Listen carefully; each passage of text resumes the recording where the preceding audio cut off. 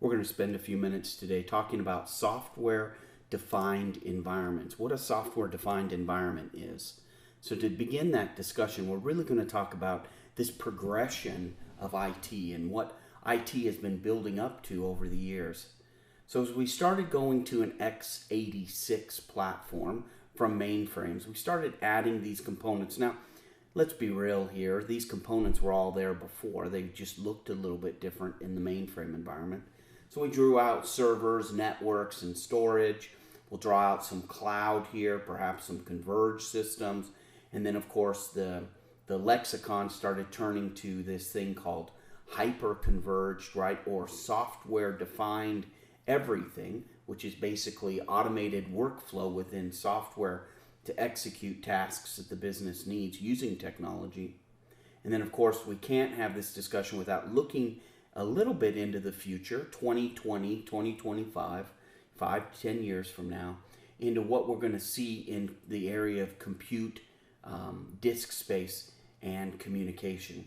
So let's go ahead and take, now that this slide is built out, let's take all of these and put them together. Let's go into them individually and look at each one. So the silo, 1990, we built silos. And in some of our environments today, we still have these legacy architectures that are silo-based. Some of them for reasons, right? We need to have isolation or what have you. But we built these silos. And what we discovered was these silos were very difficult to manage. So then we started looking at converged systems.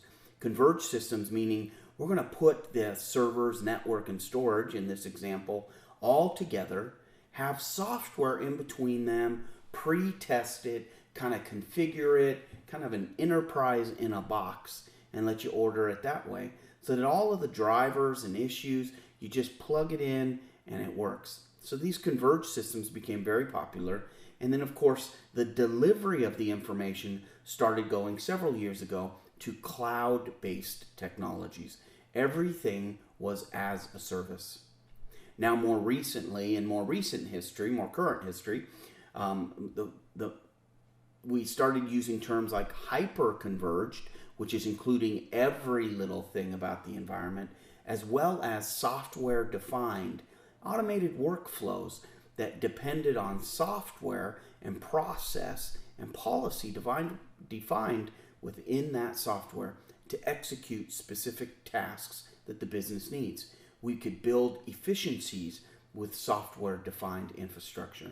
And we're very clearly in that phase in technology today. Of course, we see all three of these, starting from the left, the 1990, the converged, hyper-converged, we see those prevalent today in IT environments. And then, of course, the future is going to hold a consolidation of compute. For example, we already see this initiative starting to happen in our world today, where we're seeing processors and chips that do graphics, for example, joining and merging onto one die-cast. We're going to continue to see the collapse of the chips within the environment. In fact, if you think about it, if you have a wearable smartwatch or a smartphone, this is a great example of this type of technology, a reduction of compute. And then illustrated in the bottom of the compute, photonics, and memristor column there, at the very bottom, is memristor. Now this is a collapse of all memory. So that includes RAM and hard drive, all of it into one space, being much more efficient, much less energy. And of course, we're moving quickly into the ability to do photonics in between these components, compute and storage. So the future holds a lot for us. Of course, we're not talking about the last column there, compute, photonics, and memristor today. We're really talking that in 2020 or 2025, but something just to kind of keep your eyes open and be aware that there are changes that are happening to the environments today.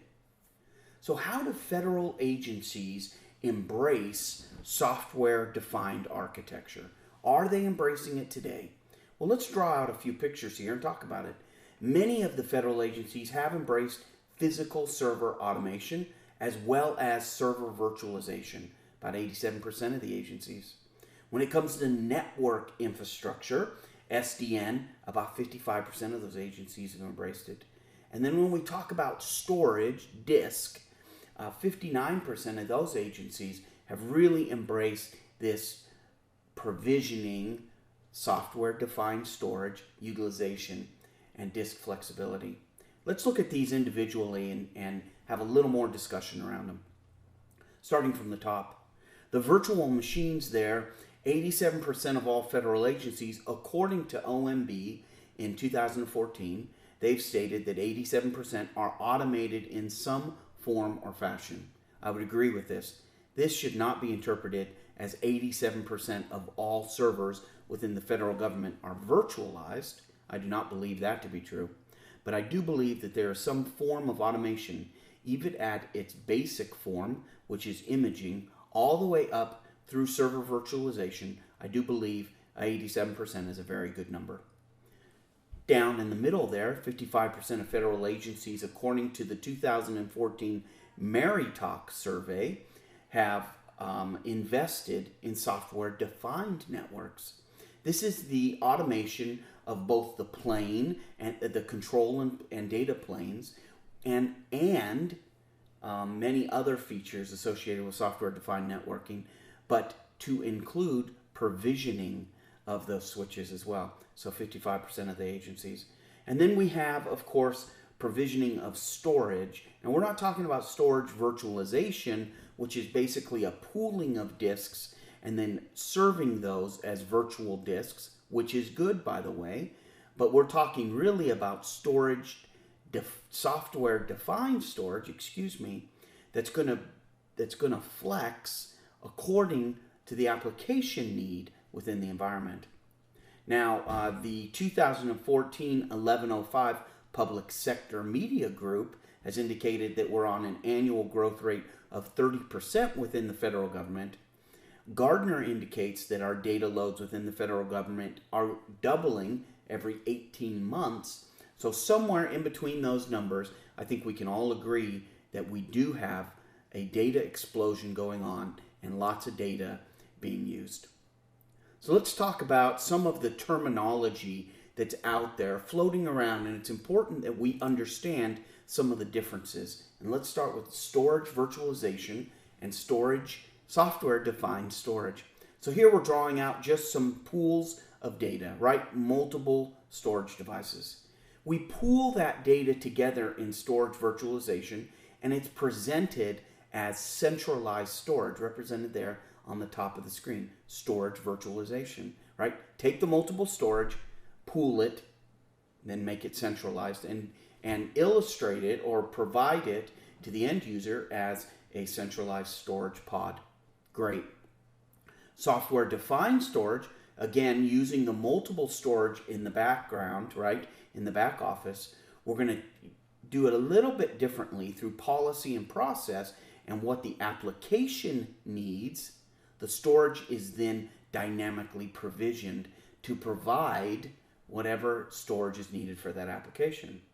Now this, of course, increases our utilization, but it's a key something that is key to understand the difference between storage virtualization and software-defined storage. And really, a lot of storage environments implement some form of software-defined storage just through disk utilization.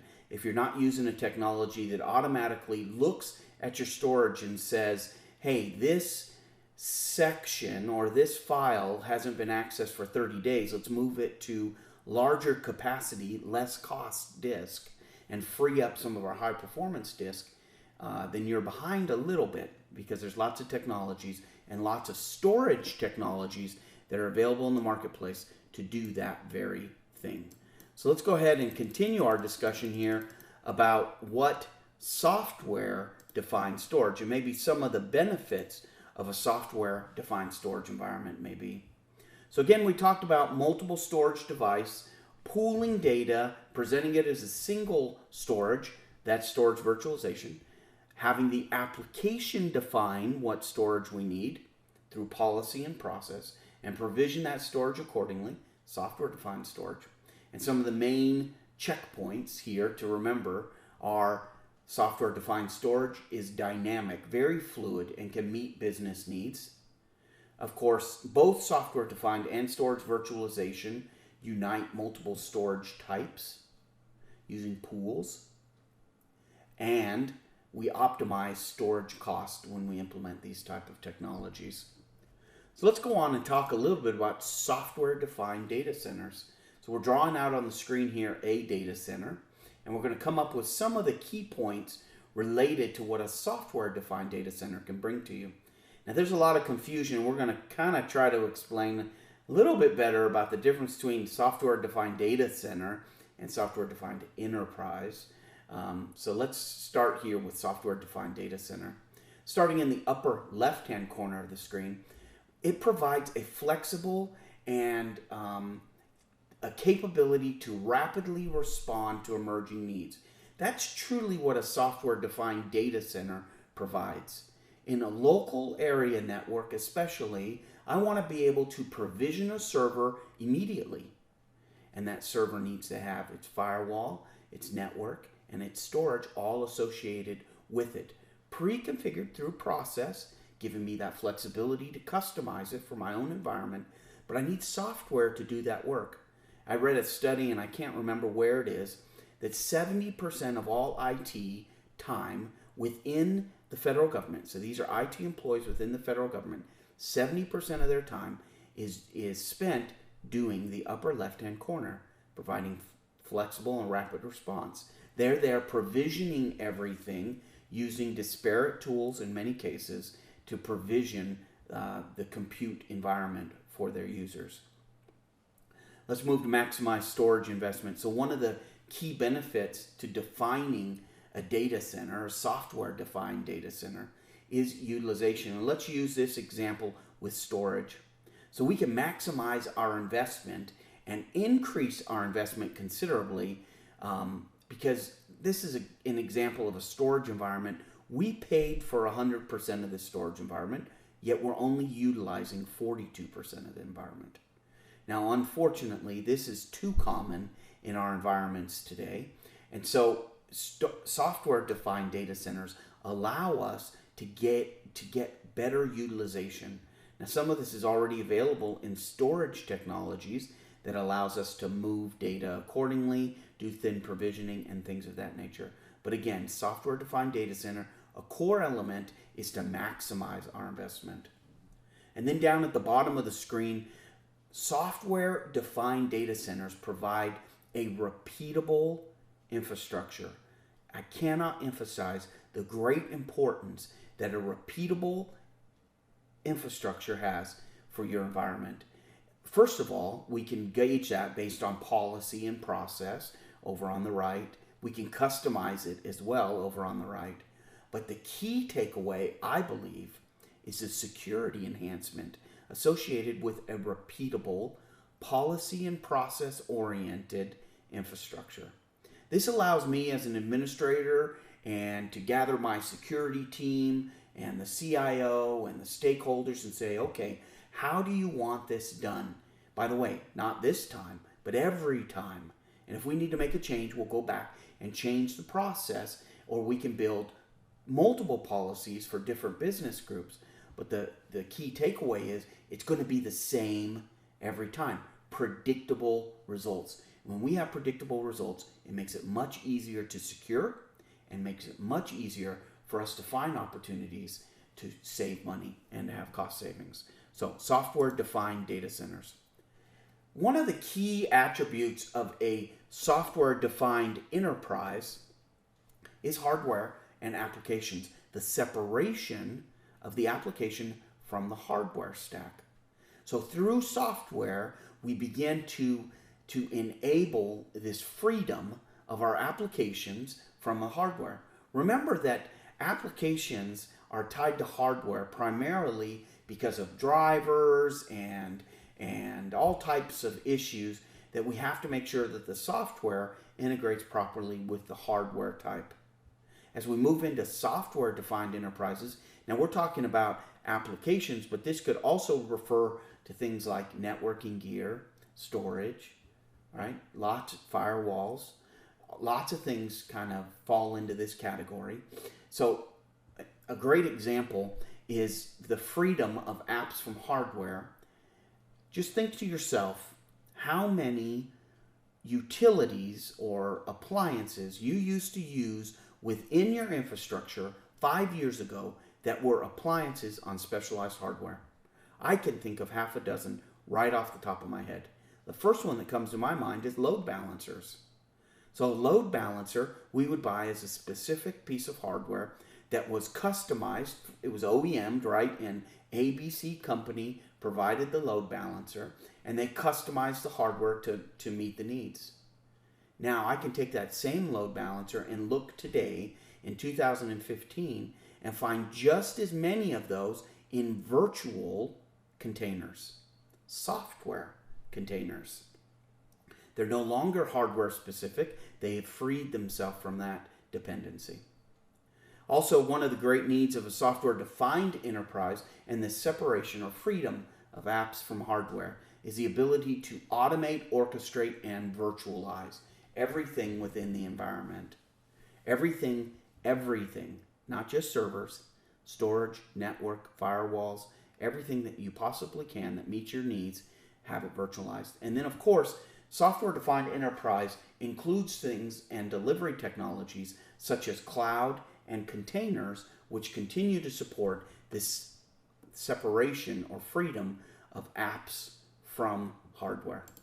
So let's go ahead and look at some other examples when it comes to software-defined enterprise, and we'll look at cloud technology. Cloud technology, monitored by a software policy and process, can enable us from our local site, perhaps illustrated down there on the right-hand side, through policy and process to distribute this information freely, whether our users, illustrated in the lower left-hand corner, access our information, our workloads, via the cloud or via the data center over on the right. They're getting it as an enterprise managed solution, an automated workflow within their environment. It's pretty exciting stuff, and it works very well. So software-defined enterprise, data centers, and storage is what we've talked about. But why do we want to use software-defined anything? So let's look at some of the business cases and some of the cost savings that might be available to you to use software-defined technologies. So the first one, and I think one of the most important ones, is to exceed SLAs. We can exceed SLAs easily in a software-defined environment. Now we're going to draw out a few things here: a software package, my SQL application running, a couple network switches, and an SDN controller, software-defined network. We're going to draw out Joe Snuffy here, who's happy employee working down, but he has a requirement of 2 milliseconds. You notice there on the first switch, the lines in red, that switch is overburdened.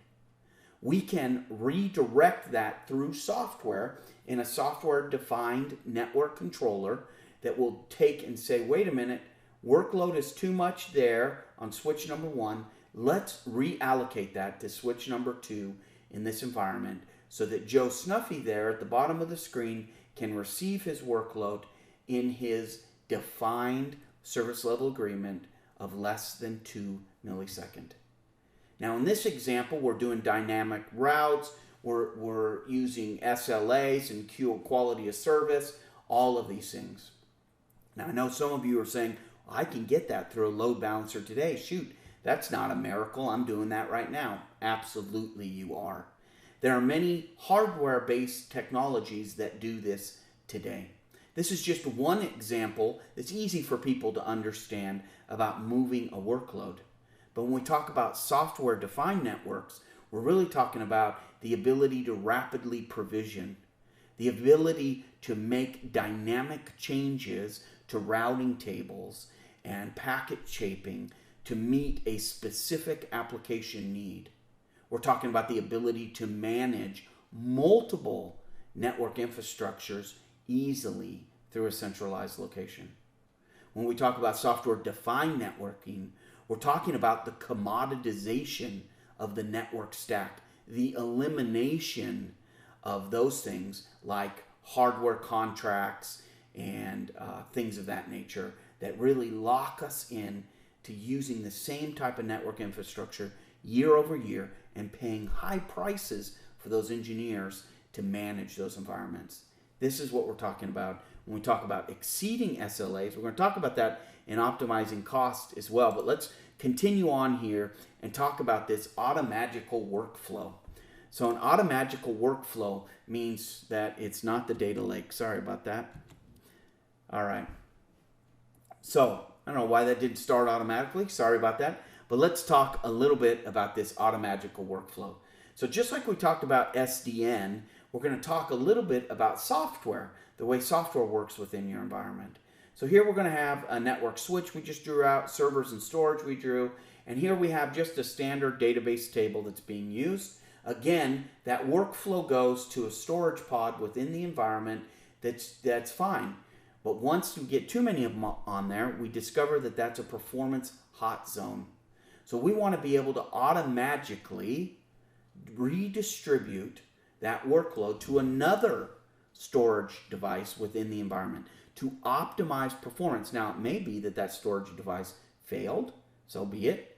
We still want to reallocate, right? So we need the ability in a software-defined infrastructure to reallocate the workloads, to redistribute those.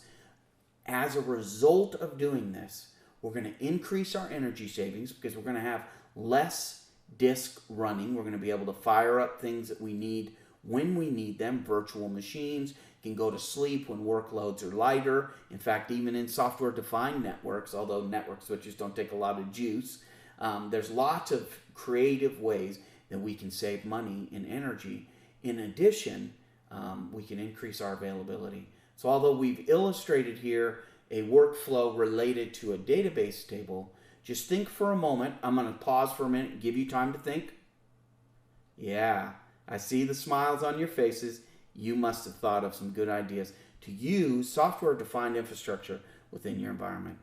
So let's talk about another example, kind of a growing trend here. We're going to draw out a lake here. This is a lake for those of you that are wondering what I'm drawing.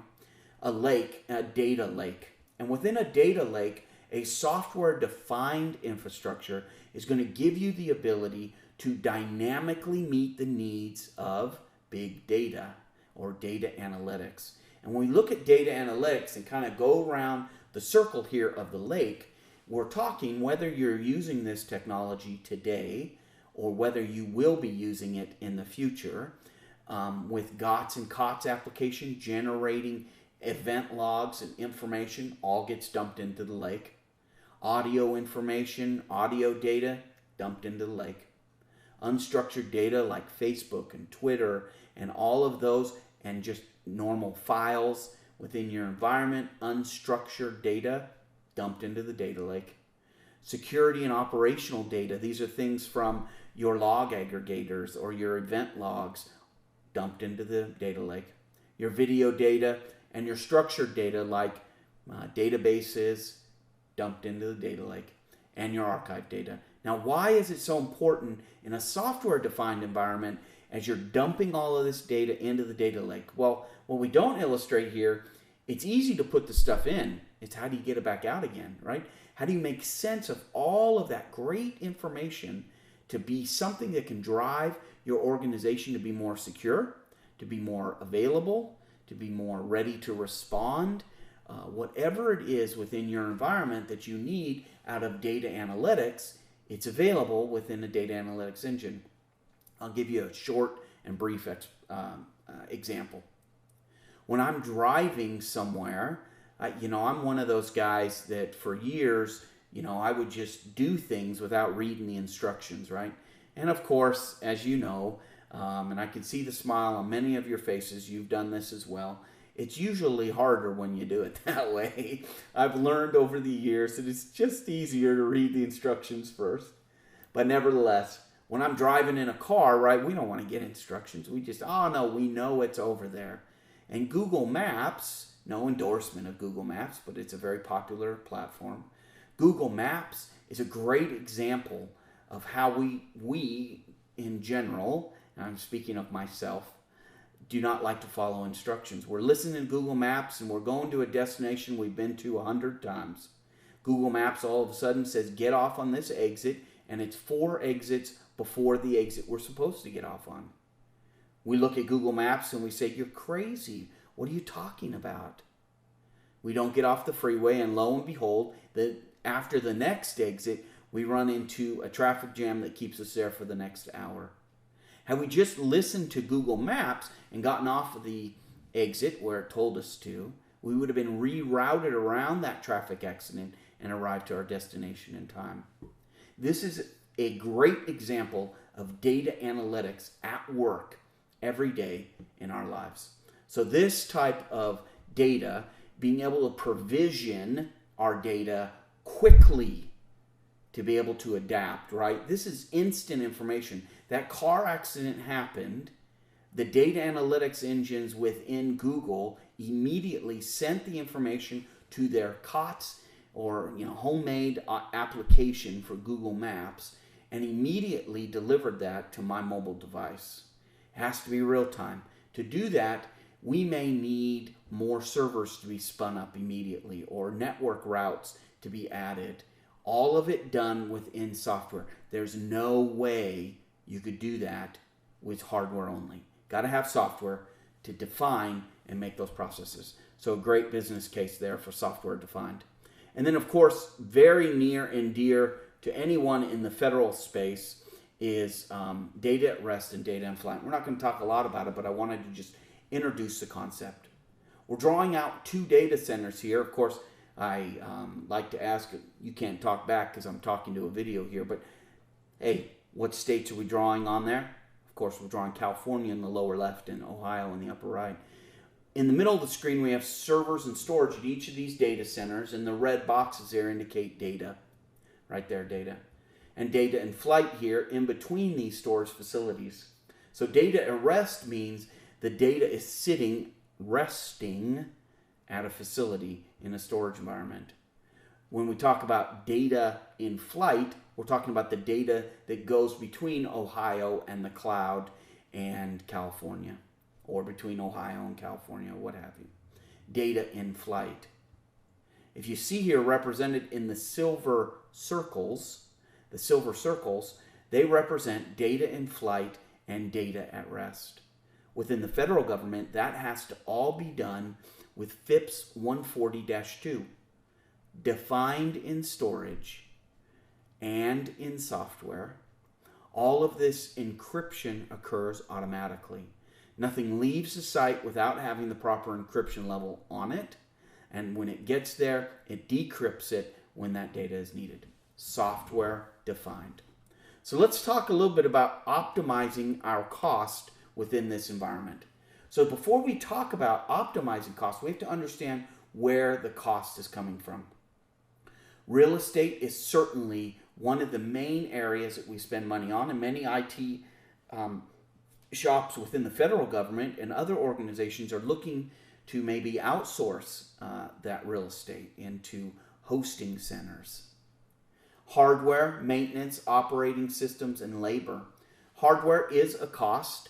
Maintenance, we're talking really about that software maintenance that you pay annually, the maintenance on the physical building as well, maintenance on the equipment, things of that nature. Of course, you always have the hardware expense. This does not run on, it doesn't float on air. You have to have hardware in order to do every task. It doesn't matter whether you use converged or cloud or containers, there's hardware underneath there. And then operating system and software, network operating systems and licensing. This is a huge cost for environments. And then, of course, labor to manage all of that infrastructure. So how do we optimize our cost? Through software-defined infrastructure, we can reduce our maintenance and labor through automation. Now, I'm not proposing that anybody go out and fire any of their employees because they have a software-defined infrastructure. What I am proposing is that those open job recs that you have, you may not have to fill them, and you may be able to reallocate that labor force that you have to perform mission-oriented tasks instead of the 70%. I don't know what it is in your environment, but but the X percent that they're doing these tasks that could easily be automated. Maximize your hardware utilization. We talked about storage, networking, all of these things where we can maximize through thin provisioning and provisioning in general. We can maximize our utilization. Looks like I have a typo there on utilization. I apologize. And then through optimizing these workloads, we can actually reduce our license cost and our operating system cost. Remember, as we get closer and closer to software-defined environments, we can begin to look at what it is that we're really doing in our environment. Do we really need to have XYZ operating system that we've been committed to for 20 years and they continue to charge us millions of dollars a year in maintenance? Or, since we have all of this software running in our environments that's managing everything, giving us the service level agreements, should I maybe look at operating system 1, 2, 3? Because sometimes at the end of the day, it doesn't matter anymore, right? Because we're managing it through software, policy, process. And then, of course, so we can reduce those things. In addition, we talked about the commoditization of the network stack where we can reduce our licensing there. How do we save money on storage? We have technology, software-defined technology, that can automatically route a workload to performance disk when needed, and then be able to automatically route that same workload or the next workload to capacity disk when the performance is no longer needed. So this is a great technology, and if you're not taking advantage of it today in your storage environments, you can save quite a bit of money by taking advantage of that.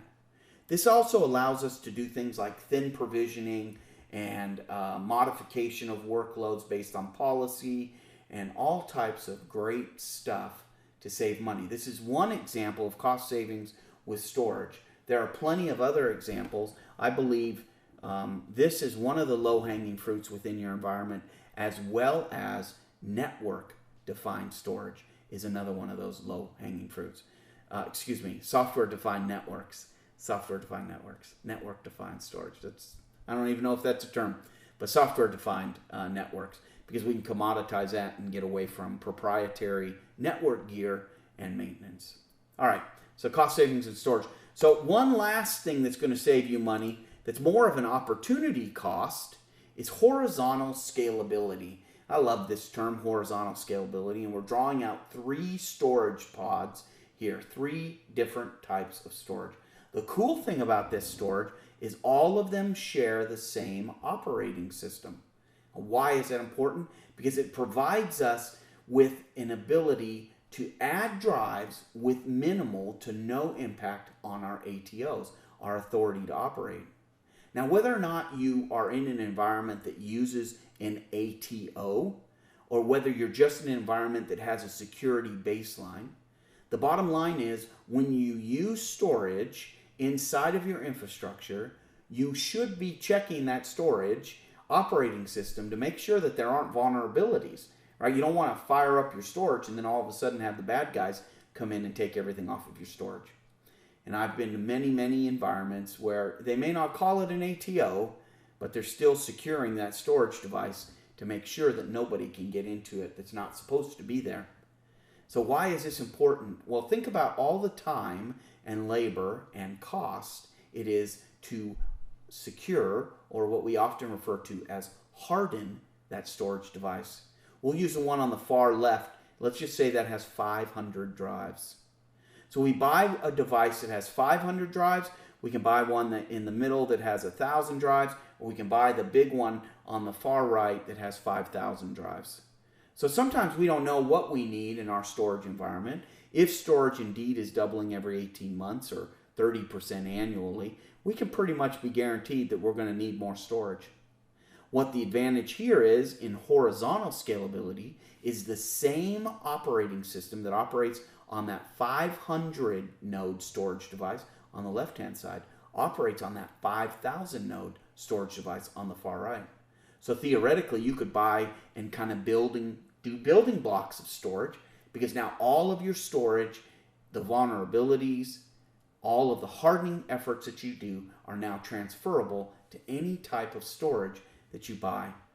This horizontal scalability is available from many vendors. HP certainly leads the charge in this area, and I would strongly suggest looking at their storage because I believe they're probably the best in the industry to provide this same operating system on all of their storage nodes.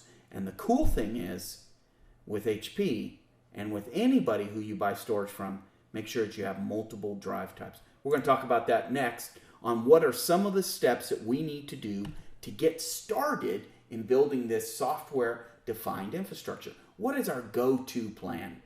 Well, the first thing that we need to do is build a performance compute core, and that's made up of rack servers and standalone servers and blades, all of that. So got to build that performance compute core. The next thing we have to do after we build that performance compute core is we have to build a flexible storage core. And when I'm talking about a flexible storage core, we have to make sure that it supports all types of storage. Block, for example, for our applications that require block type of storage. We need to have direct attached. When you start building out data analytics environments, they may ask you for direct attached storage. So got to have that in our portfolio. Got to have file-based storage and object-based storage for the future so that we can be prepared on that same storage device and offer all types of storage.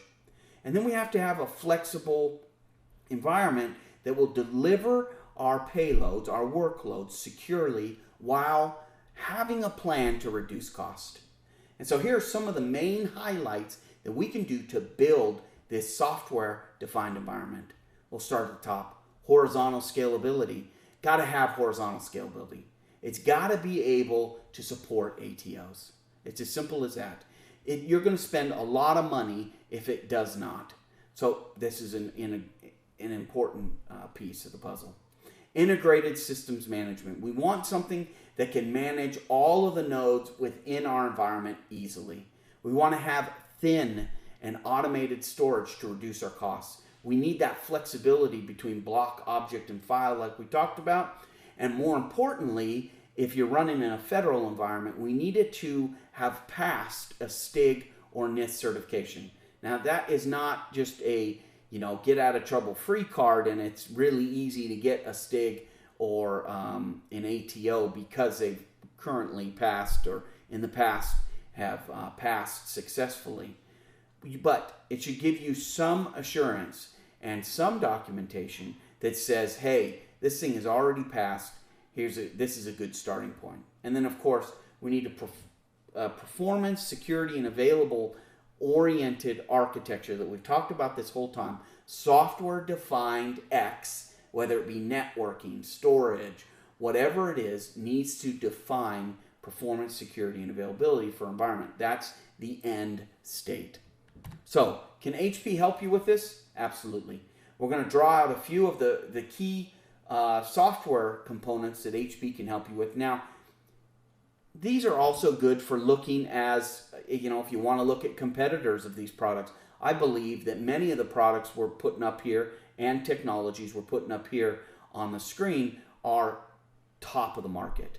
But these are, great suggestions. So let's start at the top and move our way back down. The first thing we need to do, and we can lean on HP for this, is we need to build a performance compute core. We need to build that performance compute core. And that means Vertica and Autonomy. Both of these products are designed to do structured and unstructured data. In fact, Vertica is optimized to run your environment.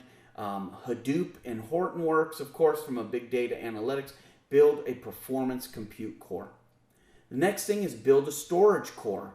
A storage core meaning that it's STIG or NIST enabled, has already passed, and 3-part is probably the best storage on the market. Now I realize I work for HP, and you would expect me to say that, but I would not say that if I did not believe it. 3-part, even before they were acquired by HP, was an outstanding storage product. In fact, it was years ahead of the competition in thin provisioning, process, and quite frankly, software-defined infrastructure.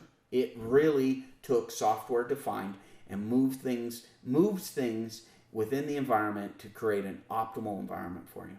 And of course, if you're looking towards object type storage, HP's got some great solutions with our partner CleverSafe to offer that. And last, certainly but not least, is the deliver, secure, and reduce your costs. So we talked a little bit, starting on the far right there, with HP's SDN solution. We have several partners that we offer SDN through as well. So for example, if you are a VMware shop, we have a great partnership with VMware and hardware optimized to run the NSX, the Nicira acquisition that they made. All of our networking gear supports OpenFlow, which again goes back to us supporting open standards, trying to break you away from that commodity and trying to commoditize that network infrastructure. We have a cloud delivery solution called HP Helion. It uses the OpenStack framework and a whole bunch of other software and integration points. It really makes it an outstanding solution. Of course, we have a great partnership with both OpenStack and Docker. So when you start looking at containers, Docker is the way to go.